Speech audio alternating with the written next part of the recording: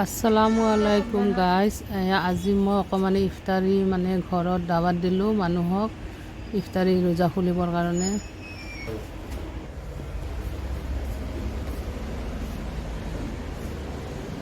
মোৰ মেহমানবিলাক আহি পোৱা নাই, এতিয়া ভাবিছোঁ অকণমানি মই ভিডিঅ' কৰি থৈ দিওঁ, চিন হিচাপে থাকি যাব ফেচবুকত, মই দি দিম আৰু হেৰিত ভাবিছোঁ। সেইটো কাৰণে মই গাইজ অকণমান চিন ৰাখিলোঁ। মই এইটো দেখাবৰ কাৰণে নহয় গাইজ, এটা চিন থাকিবৰ কাৰণে কৰিলোঁ।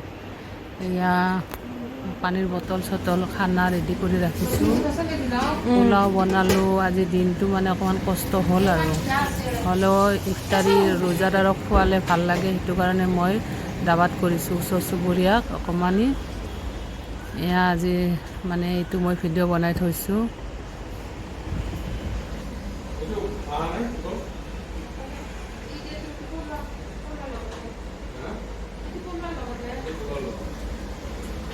এইখন হৈছে আমাৰ ৰোজাৰ তালিকা, মনত থাকিব, এইটো চালে গম পাই যাম যে ইমান চনত ইমান এনেকুৱা আমি ৰোজা ৰাখিছিলোঁ। সেইটো কাৰণে মই ভিডিঅ'টো বনালোঁ। কেনেকুৱা লাগিছে গাইজ কমেণ্ট কৰিবাচোন।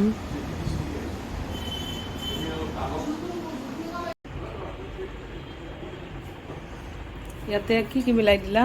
বাদাম, পিস্তা, আলমণ্ড আছে, কাজু।